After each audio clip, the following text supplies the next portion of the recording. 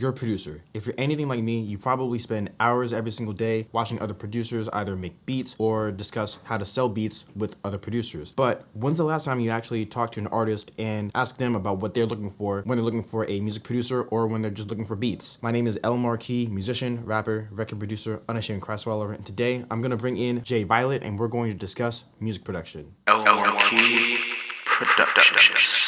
Hello fellow brethren producers, welcome back to the channel. If this is your first time seeing me, I make videos that give advice to independent artists and producers. I also make videos that give tutorials on Logic Pro 10. I break down my beat making and songwriting process, and also I do product reviews. So if any of that interests you, I need you to do me a really quick favor. Go down, hit that like button, hit that subscribe button, and turn on notifications so that way you'll be notified whenever I make more videos like this, and you'll have other people who have similar interests as you see more videos like this. Got that out of the way?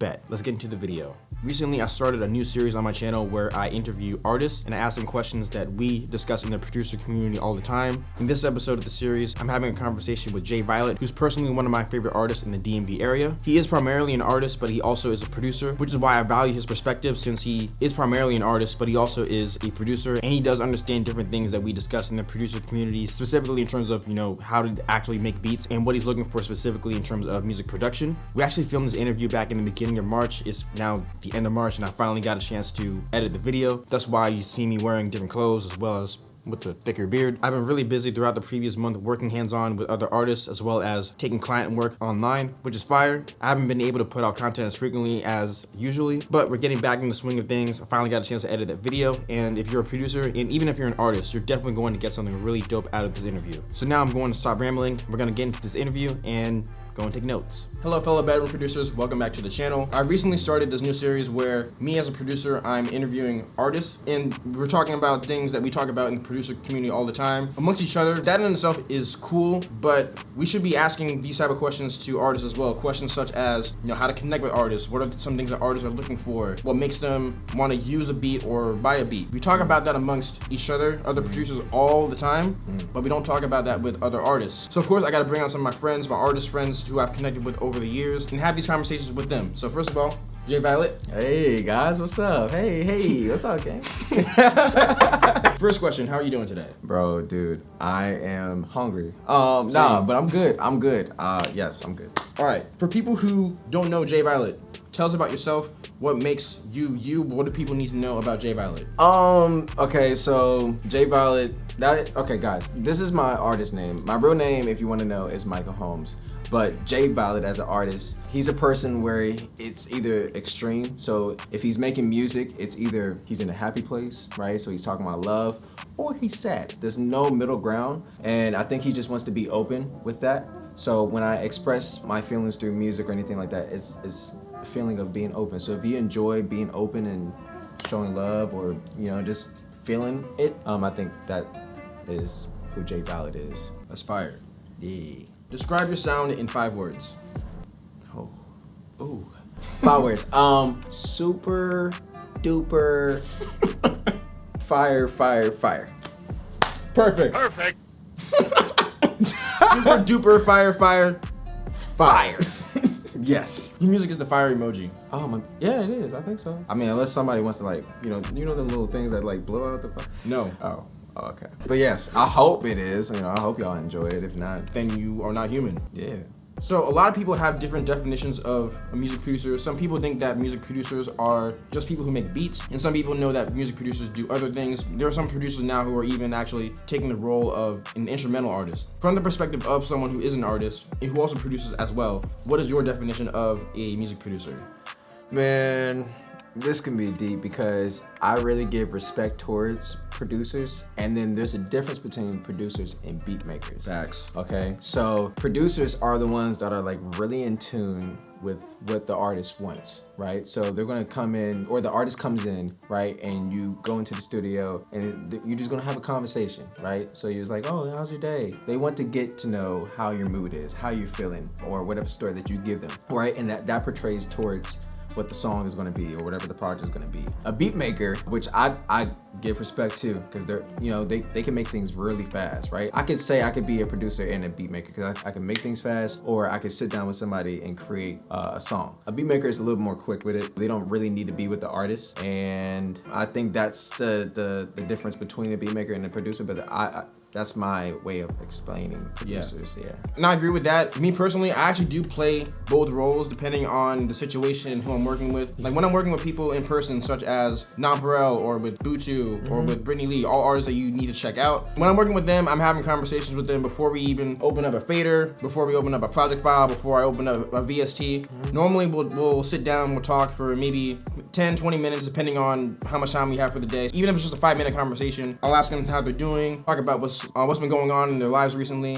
Like first and foremost, just because I'm like, with the artists who I'm more hands-on with producing, I'm cool with them. I want to be friends with them and have a deeper relationship than just making beats for them. Especially like Jay Violet and I, we talked for like about an hour before we even turned the camera on. Good conversation. Yeah. Yes. So I like connect. So first of all, just as a human, it's just good to connect with the different people who you're going to be working with closely. But then also in terms of the actual music itself, it's good to get a feel for the vibe that the artist is in for that day. Because maybe you yourself, maybe you're in a really good mood, maybe you just want to make some really cool hype trap beats, but then maybe the artist is, maybe they're having a slower day, maybe they're not necessarily sad, but maybe they're just more in a chill mood. Yeah. So maybe they want to make more of an R&B style beat, or maybe more of a lo-fi style track, or maybe so something really chill, maybe something that feels like The Weekend. You won't know if you don't talk with the artist, vibe with them, get to know them more, and get to know more of their own personality. So if you happen to be a producer who is working more hands-on with the artist, talk with them, get to know them, try to understand their vibe. And even as I do play the role as a beat maker as well, because I sell beats online, I put beats on my own website and on YouTube. The sub Aspire is cool.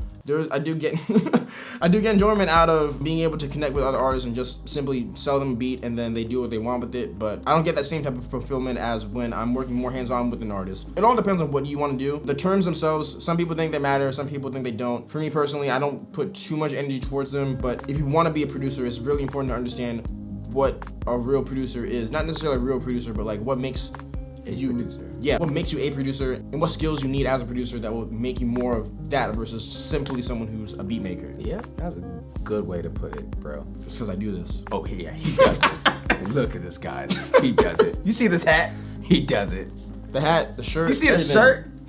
You see that? Oh, well, he didn't make the. I didn't make that. But anyways, he does it. So you produce a lot of your own music, correct? Yes. But you also work with other producers. Yeah. We did a track together a long time ago, right? Yes. So when you're finding other producers to work with, especially as someone who actually produces your own music, what gravitates you to working with a producer? Okay, man, this is a good question. Okay, so for me, I could be a little selfish, and because I started off as a producer. I've been producing for about 5-6 years, maybe longer. I don't know, for a long time, right? So now I told myself that I needed to be a little more open and invite other people in. And the first person that I went to was a Marquee and my boy Ryan Robin. If y'all have not heard of him, he's dope. Check him out. Yes. So those are the two first people that I went to because I needed to venture out. Connecting online is probably the easiest way these days. It's not like what our parents would say, like, oh yeah, go meet the person in real life and all that stuff. Everything is online, right? So for me, everything's on YouTube. All those producers, find the ones that are like maybe have like a few thousand, and then you find their Instagram and you just connect with them like, hey man, I thought your stuff was dope and we can make music, or you know what I'm saying? Like it's kind of like a critical conversation, right? So I create this critical conversation. I show them that maybe I bought the beat, like you said, either leasing or anything like that, and then I send it to them, and then that's what creates that connection. They're like, oh man, dude, you were fire on that. And then, you know, you have a friend, now you have another producer under the line, and now he's like, or she's like, hey, if you want to make a song, you know, just hit me up. And that's kind of how it's created. So critical conversation. And this is important to understand as well, because there are more artists out there who are learning how to produce by themselves, or even more commonly, just people who get free beats off of YouTube. They'll type in free type beat or whatever. Yeah. First of all, there's only so far you can go with that anyways. But that's a whole separate conversation. The point of that is because if you're a producer who wants to either work with artists hands-on, or even if you're just someone who wants to sell beats or lease beats, it's important for you to understand what it is that gravitates an artist to working with a producer. It's more than just spamming their email or their IG and saying, yo, I make beats. I'm 13. Yeah. Whatever people who spam a lot say. If you want to actually work with more serious artists as well, you need to understand what they're looking for and what role you can play into being their actual producer. Facts. And also, fun fact, when he talked about the free beats, I did a little challenge and for my last album, it was called Pink Summer. Most of those beats were all free. He said, I don't want to pay none of these producers. Yeah, but I think what people do to like disrespect those producers is not give them credit, right? So I gave each and every producer out there that I used when I used their beat, I gave them credit, right? So that I think that's the thing. Like this could be a deeper conversation because like where I know a lot of people don't really understand like the leasing or the exclusive leasing. We'll get into that, by the way. See. So yeah, fun fact. Yeah. Hey, yo, stream his music on Spotify right now. Actually, not right now. Right after you're done watching this video, Spotify. The link will be in the description. Whenever either you're making your own production or when you're looking for beats from other people, what gravitates you to using someone's beat? I think what now gravitates myself towards their music or their sound is the sound. I think knowing your sound. For so long, I was trying to figure out my sound. As an artist, each person has a sound that they sound great on. I keep using sound. And the people that I gravitated towards was people that were using guitars, electric guitars with reverb on it. And it's like that, I just love that feeling like, oh, it's great. So those are the kind of people that I venture towards. Or they make a beat to like an artist that you like. So I'm a big fan of Frank Ocean, right? So anything that's very aesthetic, Daniel Caesar, a lot of R&B artists. And so then if they make that kind of beat, I'm like, okay, I'm gonna lean towards them. And then, kind of go with that. So that's kind of how I do things. I didn't originally write this down, but this came to mind on the last topic. When you're looking for beats on YouTube, are there certain keywords that you're looking up? Are you typing in anything special to find certain beats, whether it's a type beat or maybe you're trying to look for a sound that maybe isn't as popular? Or when you're going on YouTube, for example, when you're looking for beats, what are some things that you do when you're looking for them? 3 things. First, the artist. So it's, say for instance, I do Frank Ocean, right? So I do Frank Ocean type beat. Second thing, finding a YouTuber that produces, right? So they're gonna have so many Frank Ocean type beats, right? Third thing is the amount of subscribers that they have. You're not gonna really connect towards one that has close to, once they hit like 90K or maybe 50K, right? You're not gonna have the kind of ability to connect with them. Cause I love connecting with them. I don't like just buying the beat and I'm like, all right, adios, I'm out. Like just walking out. No, I really want to be like, hey, yo, like this is fire. I appreciate your artwork. We could work on more later on. And that's how you create that connection. So 3 things, man. I think those are very important. What artists you are very into, and then finding that YouTuber, finding that producer on there or beat maker. And then thirdly is finding that good amount of subscribers that they're on the come up, and then you kind of just attack it. Like you got to find that sweet spot. So once you do that, I'm telling you, man, you're gonna have a whole lot of connection. You don't know who they know, right? Facts. So it's like it's just all over the place. so that's how I do it. Yeah. Even on the producers end, like a lot of producers, they want to work with really big artists. They want to work with the Drakes of the world or the Lil Babies, that's fire. You have that goal, but just trying to connect with like those artists who are on that big of a level, you can if you happen to be within proximity of them. But if you're some dude from like, if you're not in proximity with them or if you don't already know someone else who has that connection, in my personal opinion, a better use of your energy will be connecting with artists who are not necessarily small and unknown, but still on like the closer level that you yourself are at right now. Yeah. For me, if Drake hit me up right now and wanted a beat for me, obviously I'm gonna say yes. But I'm not banking on that opportunity. I'm not really doing anything in order to put myself in that position. For me personally, I find more value in connecting with artists who are still on the come up, who don't have the type of team that Drake already has, or like the Baby already has, or any other artist who's like really popping right now. They already have a team, which is fire. Maybe you make beats within like that style, but I mean they already have someone on their team who can do that for them. So I'd rather connect with an artist who maybe they don't have as many resources, whether it's in production or whether it's in something else I can help them out with, which is like, it could be educating them on how to actually get their music on Spotify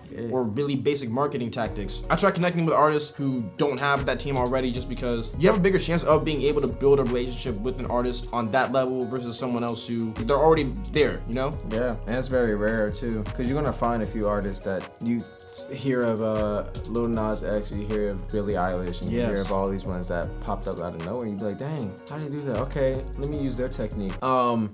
No.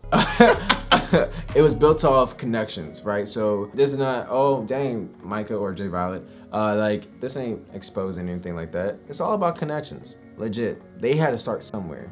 If you didn't know, the brother, Phineas, was on the TV show before even doing any of that. Oh, you didn't know that. So like I didn't know that. Oh, see? So he was on the TV show, right? Or the mom and dad was in the music industry already. If you knew about Russ has a father that does marketing. Like he's a professional. So there's certain things where it's like you don't know about, but you just see them. How do they build that up? It's all through connections. So if you're trying to connect with somebody, you want to make sure they have the same vision. If you're trying to create a team, you want to make sure that they have the same vision. That could go with beats, that could go with just branding, that could go with anything. You know what I'm saying? So, and it just goes up from there. As long as you believe in it and continue to work towards it, you're gonna have that fan base. You know? So definitely work on building your connections with other artists, because that really will help both of you to actually reach a higher level of success than if you're just trying to spend all your energy and just either aimlessly targeting your beats towards people or just trying to work with the biggest names out there and there's no way that you can actually get connected with them. Here's another question that I just thought of right now, actually. Something I'm personally curious about. So if you don't know, some producers who put their beats on YouTube, they spend a lot of time really putting in work to get their artwork or their visuals on point. Whether it's some people who just do like a still image, which is what I do. Other people, they used to have visualizers. I haven't seen them as frequently now, but like when I first started getting into this type of stuff back in like 2014, 2015, some of the producers who I was watching on YouTube and other people were using, they had those beat visualizers, but as the music played, the visualizer was like, yeah, you know what I'm talking about? That's very old school. That is, like, you don't see them that much anymore. No, There's some people who do things as simple as just putting up the artist's photo. Sometimes it's like super rough. Other people, they have these really elaborate, like they went in and like designed a cool graphic. So here's something I'm curious about. Whether it's you specifically or whether it's artists in general, do anything about those visuals attract the artists? Do they do anything to convince them to either use the beat or better yet buy the beat? Or are they just there and just like care only about the music? That is a really good question, bro. Yes. Okay, so I've bought beats before, right? So it's just my opinion, but I really do think that that's a big factor. Why? You could tell the difference between like a low quality picture or somebody has this really dope picture. It's like, oh, that's dope. Let me click on it just to make sure that beat's fire. And if the beat is fire at the same time, boy, I am clicking on that jump. My bread is gone. Yeah, so that's a really good question because I really think that works out all the time. You gotta really think about the business behind it, right? It's not just, oh, let me post this and okay, hopefully it hit 20K or 1,000 at least. No, man, you think about it. Okay, this picture is really gonna hit. Why? Because it's probably was just used. Why? It's really good quality, and I know this beat can like be substantial, right? So that plus that equals the sauce. That's pretty interesting just because with me on my own YouTube channel, I have a second YouTube channel that's just beats, and I'll be honest, that channel's not doing, it's okay. It doesn't do any crazy numbers. I do most of my numbers on Instagram and just by interacting with artists on a one-on-one basis. Going crazy. So with that YouTube channel, I don't spend a lot of time actually on the artworks. I just experiment with stuff just to see if anything pops off. Whether it's, at first I would just be grabbing images off of, I don't remember the name of the website, but there was some website that offers copyright-free pictures, so I would just be grabbing those. Then I just tried doing some different things with like some really simple artwork, like just a colored background. I just keep experimenting with stuff just to see if anything happens to have some type of reaction. I used to use, not like a beat visualizer, I used to use, I think it might have been called like an overlay, or I don't know what it was called, but it would just look like there'd be like light beams on the video or like some snowflakes or whatever. And then like I saw someone else say that artists don't really care about the visuals too much. So then in order just to save time, instead of just doing that, I would just grab whatever artwork I could find, make something really quick in Canva and just throw it up, because I would think like the beats would matter the most. But if artists do care about the visuals, maybe you wanted to spend a little extra time on the visuals themselves. I would say though that the number one thing really is just the music, because I know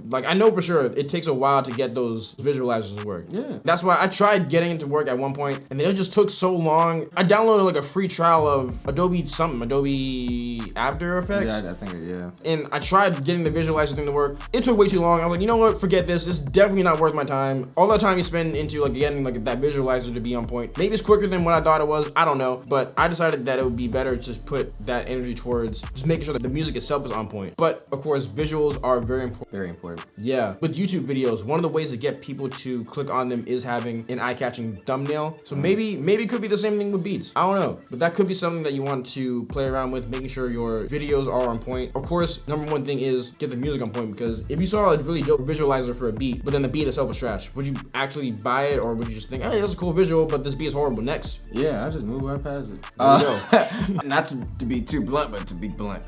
Because yeah, sometimes you can find a dope like visual or a picture that's like really dope, and you click on it and you're like, oh, so disappointing.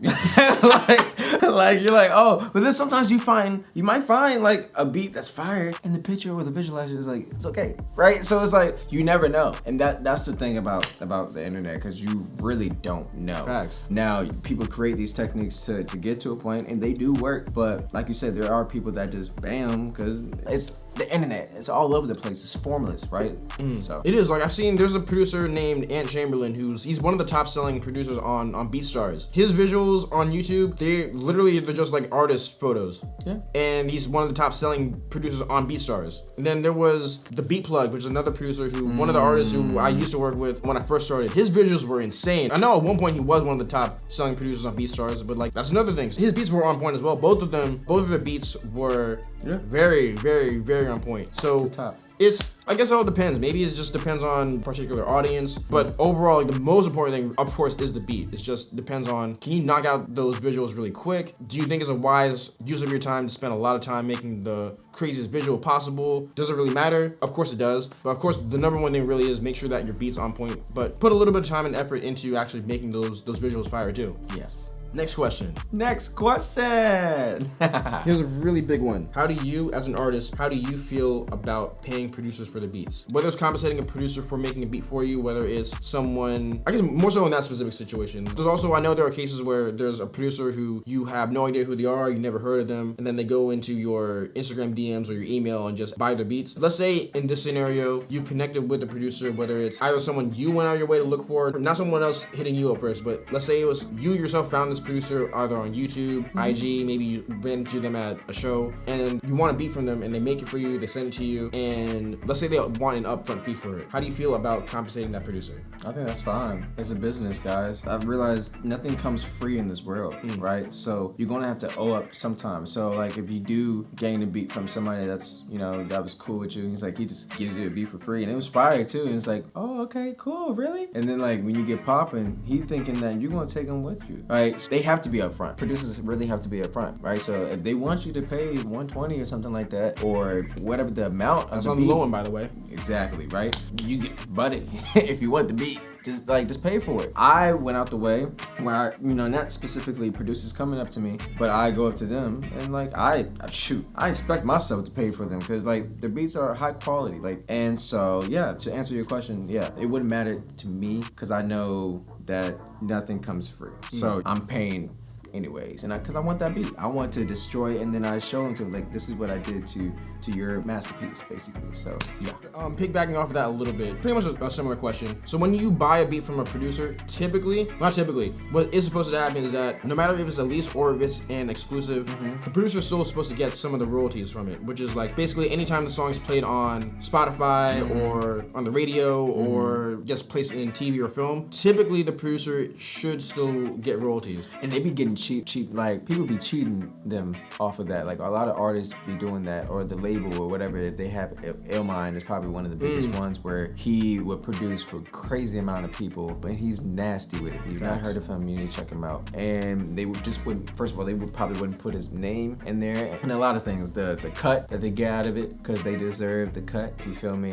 That's exactly what I was going to ask, actually. So the question was going to be like, whether you buy a lease or an exclusive, one, do you think the producer should get royalties from it? And then if you do, in a situation where the artist isn't signed to a label and they're the ones who are just funding the music themselves, what do you think a fair royalty split between the artist and the producer is? Whether they either pay for the beat, whether there's a lease, exclusive, or they just got it for free? This is what's up, okay? This is serious. Royalties. Even if you're an independent artist, I'm an independent artist. Marquee, independent, right? Okay, I know you want your money, but if they're doing well, if the producers aren't doing well, and they say, okay, I want the split to be this amount or this percentage, and you're like, wait, what? I don't know. It's gonna take, bro. Just do it. And if not, you can compromise with them, right? You could be like, let's do this, and just figure things out, right? So it's like it doesn't have to be guaranteed off of what that person said, because you could be like, I'm just a starter. You know what I'm saying? I think a lesser percentage because I know I'm not gonna make that much, or we could do 50-50 because I know I'm I'm an independent artist, but I'm about to blow up. Like, so it all depends on how much money you're gonna get from that song and how much you know you're gonna make. Because sometimes you might make more than what it seems. So it's all between the business deal, between the royalties or the percentage and everything. Because yes, you pay them for the beat up front, but then that royalties is like key because, like you said, it could be placed in TV, movies, whatever, restaurants. You know what I'm saying? Radio. Yep. It's like, dude, it could be all over the place. So for me, it really does depend. It's like an open world, but you have to have discussion and communication with that producer in order to get that right percentage.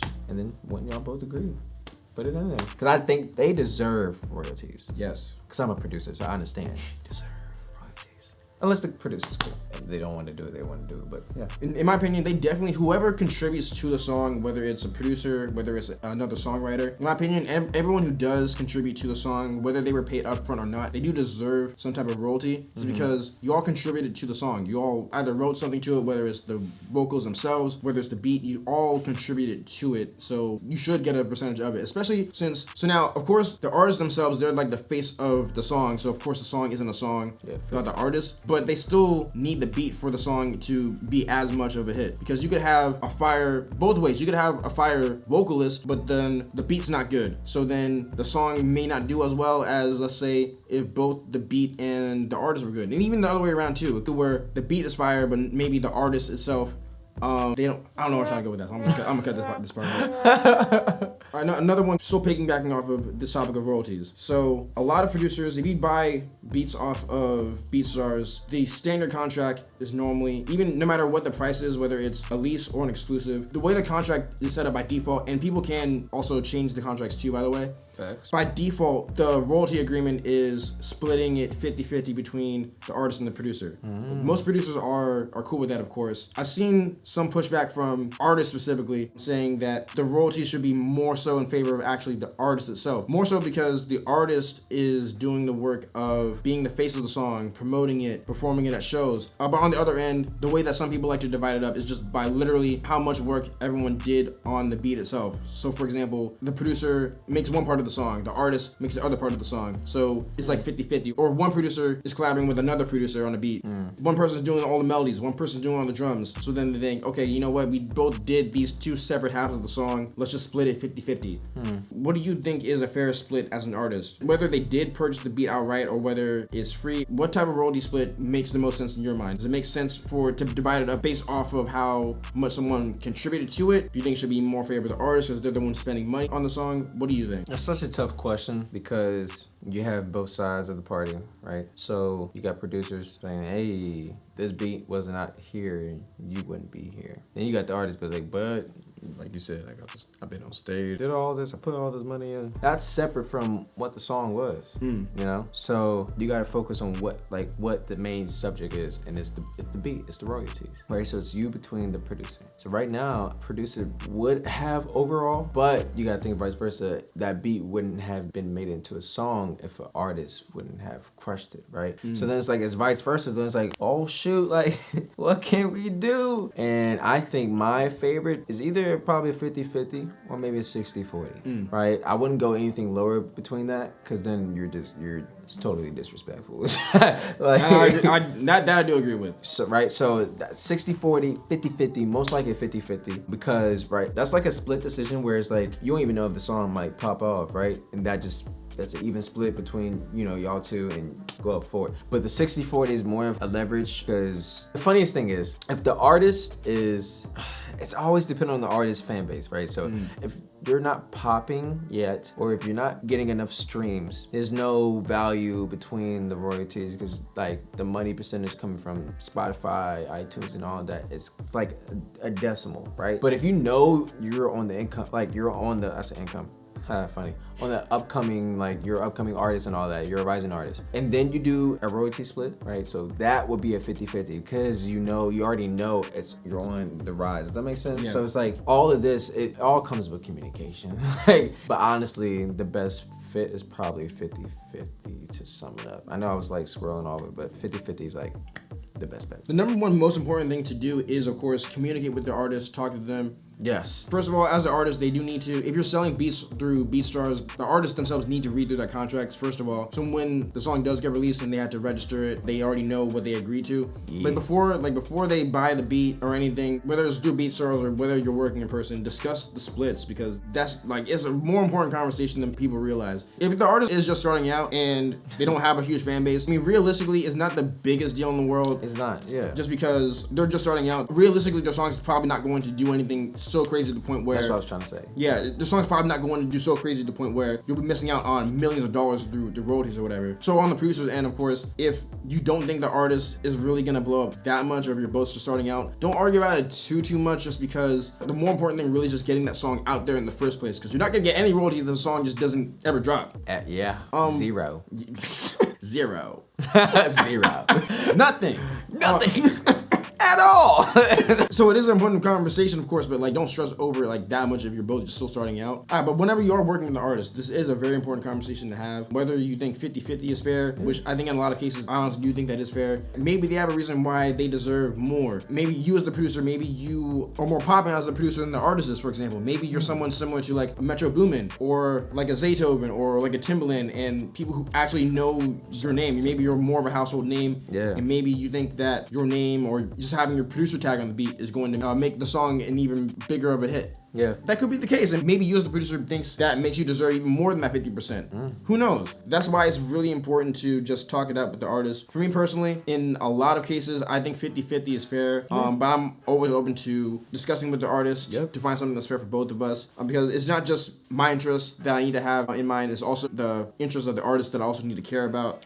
Make sure that they're getting paid well, making sure that they're getting what they deserve, making sure that they can feed their families off of the work that they do. Facts.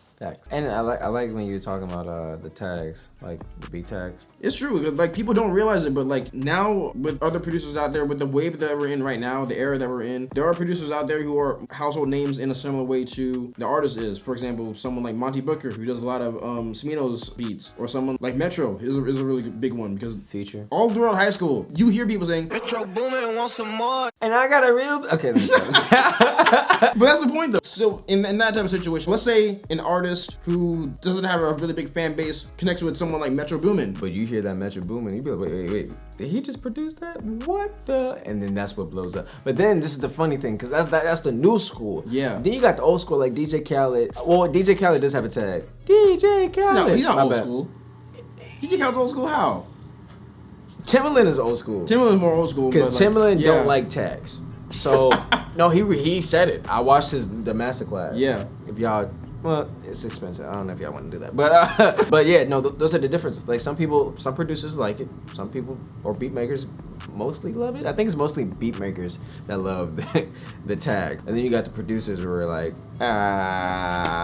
nah, because if you hear my beat, you're gonna know what that is. Yeah. I think I'm more of that. Like I don't need any of that. If you hear the beat, like you know it's gonna be me. Oh, that's definitely a Jay Violet beat, or that's definitely a Michael Holmes beat. You know what I'm saying? Or that's definitely a Marquee beat. You know what I'm saying?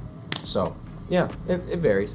It varies. To sum up all of that, just make sure that when you're collaborating with someone, whether it's one artist, whether it's you're collaborating with multiple artists, whether it's a situation where maybe it's like 3 artists, 2 producers or whatever, make sure that you communicate amongst everyone to make sure that everyone's being compensated fairly, because if you are in a situation where the song isn't in a position to blow up and get played on the radio and TV and film and all that, that is a lot of money that you could potentially either be leaving on the table, or maybe you're even screwing someone over because you took more money than what you deserve.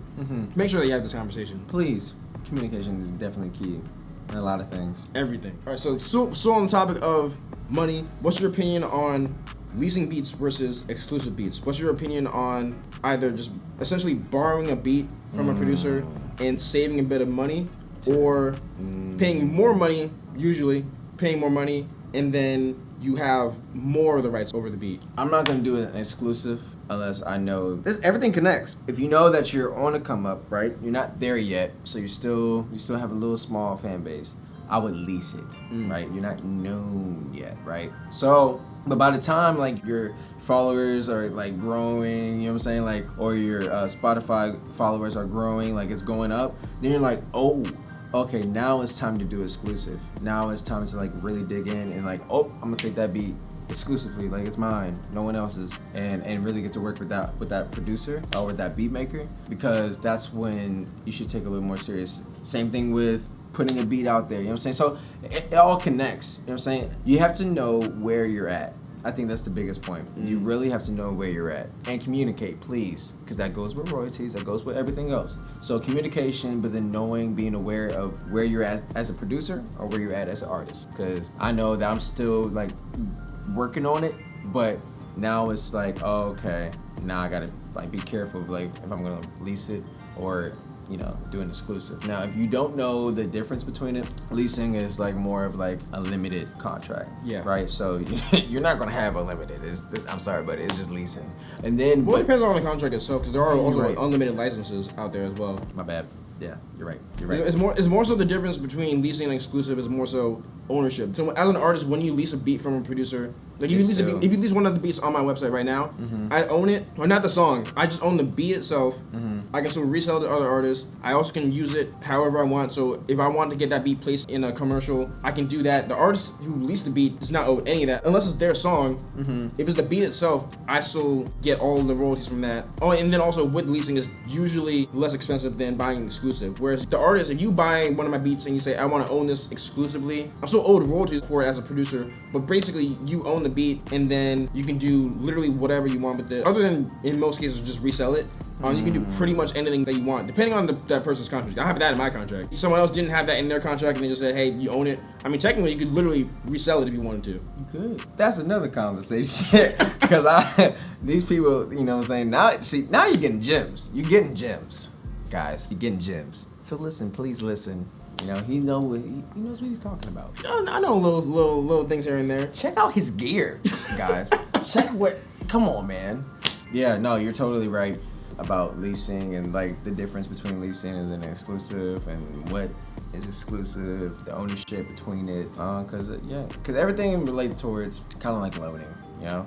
So you're either a independent loaner or you're a major loaner, which is dealing with major labels, which that's a different conversation too. Yeah. So yeah. So it's all about just being aware, researching, you know what I'm saying, making sure you have knowledge of it, but then going with your instinct, knowing where it can be, and just continue to communicate and have critical conversations and connections with these producers and artists out here. You know what I'm saying? Because if you want to grow, you gotta put in that work. Yes, sir. So on the same topic of leasing versus exclusive. So when you lease a beat, typically someone else will have the same beat. If you're leasing from a bigger producer specifically, usually someone else is going to have that beat, especially if it says free so-and-so type beat. Like there's a bunch of other people who, whether they bought it or just downloaded it off of YouTube, there's a bunch of other people who also have that beat. When you lease a beat from any producer, whether it's someone who's bigger or relatively smaller, do you as an artist care if someone else also has that beat, or does it not really matter to you? Because I mean, not in a cocky way. I'd be like, dang, I'm better than most of the guys that use the beat. So, and that I'm not trying to be like, I'm not trying to be cocky, or I'm just confident in my work. It took a lot of years, a lot of work, a lot of patience, a lot of blood and sweat. Putting into my music, right? So the song, we could go, there was a big producer that produced Emotions All Over that I released a long time ago on my separate catalog as Michael Holmes, right?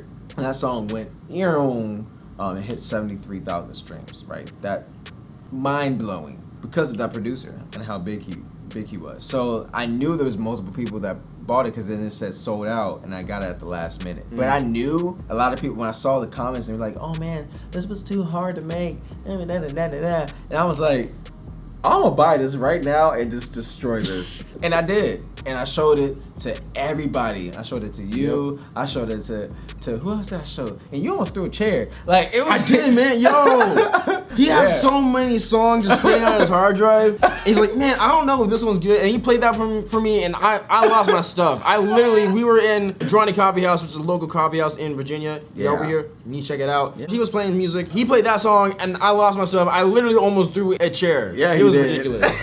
He was like, man, what the? I was like, bro, chill. I was just showing you a song. But yeah, and that, so people be like, oh, did you produce? I said, no way in Jesus' name that I produced that.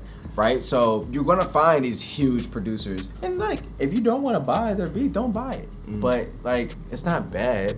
You know what I'm saying? It helped me. It built my confidence, because then that became almost everybody's favorite song from my friends, and one person almost got it tatted on themselves. Damn. Emotions all over. Like, I didn't know that was going to impact them like that, right? You never know what's going to impact people. So you just got to do it. Go with your gut. If you think you're going to destroy it as a producer or artist, like we keep saying.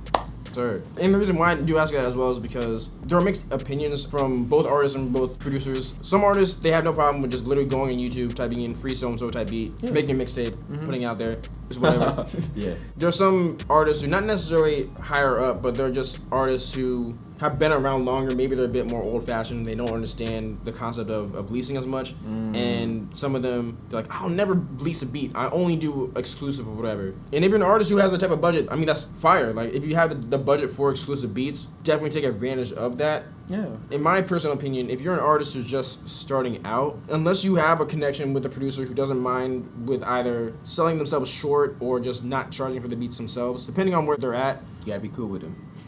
yeah. Depending on that, it may fit your budget more to lease the beat instead. Yep. As a producer, I tell artists this because when you're an artist who's literally just starting out, let's say you're an artist who has like hundreds monthly listeners on Spotify, you're starting out, not really making a lot of money off of your music, rather than charging an arm and a leg for your beats for them and just leasing your beat to them for, let's say, anywhere between $30, $50, $100, depending on the license that they get. One, you're helping them save money, so that's a way that you can connect with the artist. And two, that artist can use that money, instead of spending all that money on beats, they can use that money to get things that are actually going to help them out, which is visuals, photo shoots, marketing, so being able to promote the song and actually build a bigger fan base. Super important. Yeah. So when you lease a beat, you're not underselling yourself, first of all. Talking specifically to producers, when you lease your beats, first of all, you can lease the same beat over and over and over again to other artists, so you can potentially get more revenue just from leasing the beat out to multiple people instead of just selling it outright, depending on who your audience is. Facts. And then, of course, if you're looking for a way to add value to an artist, one thing that you are helping the artist do is save money, and then helping them to actually use that money towards something else that can potentially help promote the song even more. They saving them dolls. Yes, sir. And that's a good talking point when you are talking with artists who maybe they don't understand how leasing works, or you're just trying to connect with them and just understand this pricing model that you want to propose to them. You can let them know that, hey, I could sell this beat to you for $500, or you could lease it for $50, and then that's $450 that you could spend towards a music video to make the song fire. Yeah. I did that math in my head. We were talking about earlier how I hate math. I don't know how I just did that. I'm so proud of you, bro. Honestly, me too. I'll give myself a round of applause for that. I don't know. I would have had to use my calculator for that. In other circumstances. Cheetos? It is very important to understand what artists think about leasing versus exclusive, because the artist is the one who's going to be buying your beats, so you should care about their opinion, whether they want to lease the beat or buy it exclusively. And if you do happen to work with an artist who doesn't like leasing and they want to get your beat exclusively, I mean, hey, just cater to that need. Because I do plan on bringing on more artists into the series. And if I start noticing a trend where artists in general care more about getting exclusives than getting leases, that means that we as producers, we need to change up our strategies, whether it's finding other ways to give them exclusive beats but also get fairly compensated, or just find different ways to meet the needs of the market that we're aiming for. Yeah, that's a great point. It's super important to, in your own community, right? So with you and your fans, you communicate to them and like you explain, like you said, what do you like? Right? Don't worry about what other people are thinking. Like, you know what I'm saying? That's you and your fans. You know what I'm saying? That's your fam, right? Exactly. So it's like, what do y'all like? And then if they explain, oh, we really enjoy like just doing exclusives because we enjoy the ownership that it can have and not really sharing with others. I know it can be maybe selfish, but maybe they think it's more of a personal relationship with that producer. So it's all about you communicating towards your fan base and just knowing like what they want and providing that. And, you know, y'all both can rock it out with the cash that y'all spend. Yeah. So, yeah, pretty much. So to wrap up this point, just to make this topic a bit more concise, pay attention to what the market wants. So as a producer, if you're someone who sells beats online specifically, think of yourself as a business. And when you're making your product, which is your beats, you need to be aware of what the market actually wants. So if it turns out that the market does like leasing beats, of course, put more energy towards leasing beats. If the market now decides that they really care about exclusive beats and ownership, which I've noticed that more people are starting to care about, but if an overwhelming part of the market is like done with leasing beats and they only want want exclusives, then you gotta put your energy towards figuring out a way to market your beats exclusively to where it can benefit the artist and then the producers also getting fairly compensated. So pay attention to the market, have conversations like this with other artists, figure out what they think about leasing, not just because you watched a bunch of videos teaching you how to lease beats. Now, like, what you should really do, in addition to that, what you should do is talk to artists, figure out what their opinions are, express your opinions as well, but really figure out how they feel about leasing versus buying beats exclusively, and then Put it into action. there we go. Next topic. Moving away from money, do you think that it's important for an artist to understand terminology behind music production? Specifically in a situation where the artist and the producer are working together in the same studio, do you think it's important for artists to kind of have an understanding of what the producer's doing? No. The reason why is I have a whole bunch of friends that really don't understand some of the terms that producers use. Because how artists are going to say, they're going to be like, man, can you move that little thingy over there and it creates like this little space type, like kind of like from Space Jam. No, that's not the thing. But anyways, that's how they do things, right? But producers may understand what they're saying. But it's going to vary because, like for me, again, like I have experience in it, right? So I can, if I'm working with a Marquee and I'm like, I like the attack to, dip away from being too fast, or I want the release to hit hard. I mean, he'll understand that, or what kind of compressor to use, right? Mm-hmm. Which those are terms where some artists might not get. Now, could it be smoother? It could be smoother if you knew the terms about it, but if they don't, I mean, it's fine because it's all about the connection between the artist and the producer. Yeah. Sometimes as a producer, I wish it was as easy as someone being able to tell me exactly what to do, like remove this exact frequency or lessen the attack on this kick drum or something like that. It hurts and -5 dB and all that great stuff. See, because that would take all the guesswork. Like if someone's saying something less specific, like make the track sound less muddy, make the track less boomy, or make it less harsh. Of course, you have to use context clues and in some cases just common sense to figure out what they mean. Yeah. But then, of course, if they just say, hey, the track is muddy or whatever, then you have to figure out, okay, what's making it muddy, different things like that. Yeah, it's crazy because you really got to dig deep, like kind of like finding gold. You really got to dig deep. It's like, okay, what's muddy? Huh? And you separate each track, or you mute, each one, or you kind of like mute the others and listen to like one specific track. So, Here's my favorite one. With words like that, there are frequencies associated with muddy or harsh. So that part's not as hard. Mm-hmm. I was mixing a song with someone before, and to me it sounded pretty good. And then he came back in one of the originals and he said, I want you to add more sauce to it. And I'm literally like, I'm trying to just figure out, like, what do you mean? It wasn't specific. Like, that's such a broad, that's literally the broadest term he could have said. Just add more sauce to it. Like, literally, there's so many things I could do to add sauce to it. You mean put some beat breaks in it? Do you mean add cool delay throws? Do you want me to put some type of effect on your voice to make you sound like Travis Scott over this beat that sounds like something J. Cole would use? Like, literally, what are you asking for? So then I just had to go through and just try a whole bunch of different stuff. And then with that specific song, there were a bunch of revisions for it because he couldn't specifically say what he wanted. In that situation, I literally just wanted him to tell me, what do you mean by add more sauce? That's the thing about that. That can mean so many different things. So, like, honestly, I think what producers are feeling is if you understood some terms, it was smoothing out some things because they want to know what you want ducked, or they want to know what you want to cut from or gain in. Oh, I want to hear more of the grittiness from the guitar. So if you could add a certain feel to it, all right, what's that feel? Maybe, I don't know what that was. Maybe some type of distortion, VST, that could be used to really like bring up that punch in the mid range or high mid range, and like so he would understand that because he's like, oh, okay, so like okay, now I get it. That is an importance if the artist did know, but I know some that don't know, and it is funny when I sit in the room with them and that like I just watch them explain how to like explain what they want to the producer, but I think it is super important both ways because I see it, but then I know I don't know. It's just, I think it's just important specifically for the producer to actually be able to interpret what the artist is saying, what they want, what their vision is. Like, I think it is important for, let's say an artist is saying, hey, this song sounds really harsh, or hey, it does sound really muddy, or hey, I want more space or more atmosphere around my vocals. That's not bad. See, those type of terms, like, you can do something with that. So, like, if someone says, oh, hey, I want the song or I want my vocals to sound more atmospheric and spacey, that's normally associated with reverb and delay. So then it's just your job to be like, oh, okay, you want that type of effect. So then you just play around with different reverbs and delays. I want my voice to sound very doubled. Okay, then you gotta find some type of imagery. See, a lot of artists' artwork, they don't even know what that is. They'll when people send me songs to mix, I get so many songs when people, instead of making an actual layer, they'll literally take the vocals and they'll duplicate it.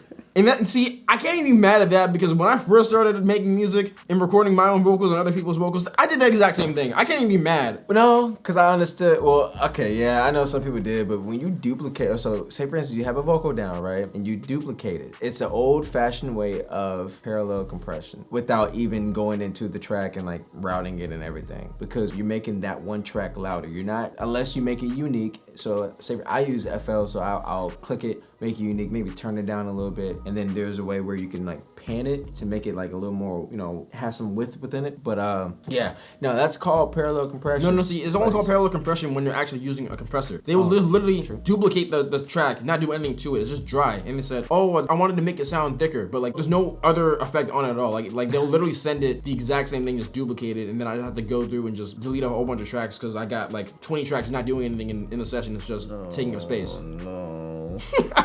That happens though. It really does, because like I said, it all comes from communication. And then you gotta know what you're doing. So yeah. And that he caught me. It's not parallel compression. So everything I was saying was false. So ignore everything he just said. Listen to me. Shame. Oh my God. You want to slap my hand? Go ahead, slap it. I deserve it.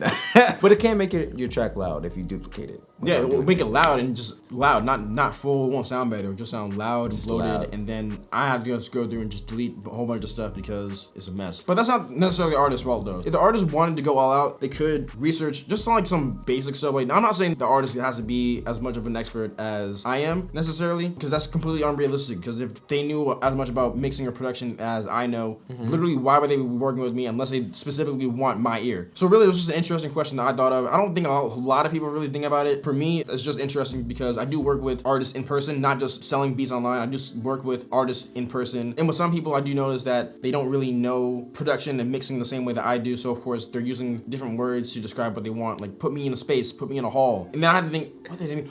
Oh, he means he wants reverb. Because there are reverbs that are called halls or like plates, right? Yep, plates, chambers, or just weird atmospheric reverbs depending on like what type of plugin you're using. Honestly, I think it would be cool and you could work a bit faster if the artist knew a little bit about terminology that we know. But at the same time, it's definitely our jobs as the producers, as the engineers, as the experts on the stuff to be able to interpret what they're saying and then make it come to life. Yeah, what he said is facts. All day. 100%. 300%. 305. That's my royalty rate. Okay. That's a lot. Here's a really important one that all producers need to pay attention to. What is something that you wish you had as an artist? Not even from production. What's something specifically as just an artist that you wish that you had? Like a skill set? Whether it's a skill set, whether it's a tool. Oh man. What's something that you wish you had as an artist that could either make your job easier, more efficient, or more enjoyable? At first, when I first started, I was not really good at marketing, right? So I realized, to a lot of artists, if you're watching this, marketing that's what you need. Like, you need to learn how to market. Yes. Right, so that I was good at everything else, but I wasn't good at marketing. So if I had the choice, I would pick marketing, because then that would balance out everything, and I'll just be going up. You know what I'm saying? I had a song in my head, but it wasn't gonna go with when I said going up. Cause I would guess what song it is, but I don't know for sure, so I'm not gonna sing it. I was gonna say going down. It's going down for real. You know that song? It's going down for real. See, that's not all I was thinking, but.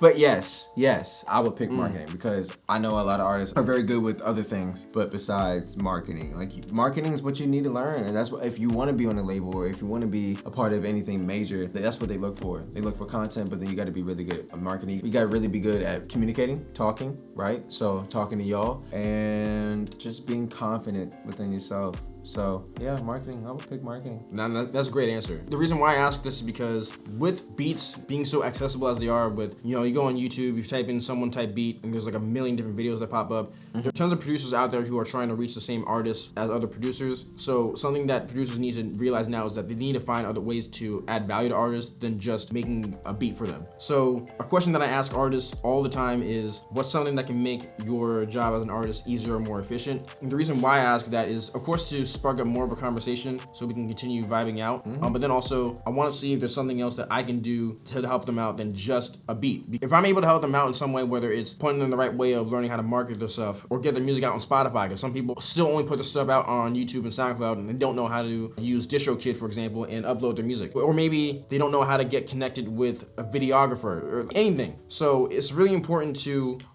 say stalking. Yeah, no, it legit causes you to talk. Yeah. Oh, is it talking? I heard it was stalking. No. That's why it caught me off guard. No It's stalking stalking. up in here. It's talking. Like he says, like it's legit talking. Like talking. Because I know a lot of artists are introverts. So we stay in our box, we create, we express our emotions, and we don't really pour it out like that. But how they'd be like, oh, how can I do this and this and that? You really gotta research, or you really gotta call somebody. Do you know this person, or do you know somebody that knows this person? You know what I'm saying? To really grab these people to help you out, right? To help with your vision. So it's talking. You gotta talk. You gotta go out there and ask. You gotta go out there and find. You gotta put it into action, because you could do all this. You could put in as many words as you want, but can you really put it into action? Can you really do it? Even more so is like, if you have multiple skills as a producer, like for example, I'm not an expert at video editing, but I edit all of my own videos on YouTube. If an artist needed a video editor and they wanted something really basic, because I'm not an expert, I'm still learning, but if they wanted something really basic, I could go in there and be like, hey yo, I can edit this video for you, and maybe they want one of my beats. In that type of situation, this hasn't happened yet, but in that type of situation, okay, so you want the beat and you want me to edit a video, here's a bulk deal that I can give you. Or something that does happen more often, you said marketing. A lot of artists come to me and they don't know how to market their music. So I'm not an expert on marketing, but I know way more than enough to point someone in the right direction and point someone in the direction where they need to get started, which is the situation where a lot of the artists who I just happen to have interacted with so far that they're in, where they're just starting out and they need to be pointed in the right direction. Yeah. So I would recommend that you do study as much about marketing as possible, just because that will help you out as a producer. But even if you just went and looked at some really beginner, basic level videos on marketing, if you're able to point the artist in the right direction, then you can continue talking. They'd be like, oh wow, I didn't know it was this easy just to get started at getting more followers on Instagram or TikTok. Yeah. You can connect with them more, and then that will help increase the chances of them actually working with you, either collaborating on a track together, or maybe them just buying a beat off of your website. Facts. And labels could find you too. I'm being so serious. We're in this day and age of technology and online. So if you're doing great, that's what they're doing. They're like, okay, what artist can I find, or what producer can I find that can help us out? Yeah. So if you're really trying to be on a label, or you can stick to yourself, but you're gonna have more exposure by doing that, you know, digging into those weaknesses and just putting some strength in it and putting some solves in it. And some solves, some Goldie, and you'll definitely see some progress. So yeah, there's a lot of gems after gems. Just gems. That's why I make videos like this, because like some of the stuff may be a bit discombobulated just because this is like my second interview that I'm giving. But at the same time, what I do when I'm researching stuff for myself is I listen to a lot of interviews or podcasts similar to this where they cover multiple topics, and then I'll pick out bits and pieces of here and there of stuff that's gems, and then I can piece together like my own strategies, piece together ways that I can move in terms of making my own music or being able to help other people out. So this is a longer video than the type of stuff that's normally on this channel, but that's still the point. There's so much stuff that you can take out of videos like this, which may end up being about an hour long. Who knows, until I start editing it. And then you can take bits and pieces of this, like this right here, and that could be something that one little piece of information right there could help you get a sale tomorrow. Who knows? You never know. They be like, dang, how'd you get started? Marquee and this little kid named Jay Violet. Yo, that's a Grammy right there. Or Brittany. You know what I'm saying? Exactly. So those the first 2 episodes out right now. Who knows? Maybe just those 2 episodes alone, there were so many gems that were dropped. So many. And this does kind of piggyback off of this previous question a bit. What is something that you wish specifically producers could offer to you as an artist? And this could be with beats, or this could be with some other type of service, like what I was just saying, where like maybe the producer knows a bit more about marketing than the artist, or any other piece of knowledge or service in general. What's something you wish a producer could offer you? I think, man, that's a hard, man, you got some good questions. I really think what a producer can help me out with is actually none of the marketing stuff. Cause maybe they're just learning how to market, or maybe you know a producer that's like going up and it's like, oh, what are you doing to get your numbers up like that, or how are you getting that many subscribers? And it's like, honestly, most producers will tell you, because most of them come from like LA. They'll be like, man, I'm just posting and you know, putting high quality up. I'm putting content out there, so maybe 2 beats, 3 beats a day. If it's an artist for music, where it's like you could put out 2 songs a month or whatever, and you just continue to put out this high quality, make sure that it's really good, right? Make sure that okay, I'm finished with it, right? So what I could gain from a producer is probably just a better connection, you know what I'm saying? I think just being there, because if they really call themselves producers, you know what I'm saying, you really want to be in a place with them and have a conversation and vibe out or hang out with them, you know what I'm saying, to like really get to know them. And I know for me, for a fact, where I connect with some producers and they're like, yo, come out to LA or come out to Baltimore, or come out, you know what I'm saying, like, and we could vibe out. That's what producers do, man. They want to hang, they want to get your vibe first before doing things. So I think for me it's just, and because we have COVID, so you gotta be careful now. But like in the times where it was open, I would have taken the opportunity. That's something I definitely would have. I wanted to take more opportunity of before COVID, before last year actually. I just had a desktop that I was working on with, so I really couldn't connect with artists like that in person unless they wanted to come over to my studio. And if it was someone who either was like out of state or anything like that, or they just didn't want to travel. I mean, that wasn't my main focus for the most of the time that I've been producing anyways, just because there are certain people who I already was vibing with over here anyways. That's an option I wish I had prior to COVID, was being able to travel more and connect with artists that way.